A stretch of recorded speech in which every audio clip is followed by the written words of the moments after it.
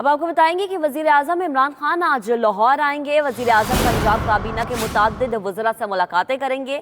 वजीर आजम इमरान खान और वजीर आला पंजाब की भी मुलाकात होगी। इसी पर बात करेंगे अपने नुमाइंदे शाहिद चौधरी ने हमें जान किया। शाहिद, कहिएगा वजीर आजम का आज क्या शेड्यूल रहेगा, क्या मसरूफियात होंगी?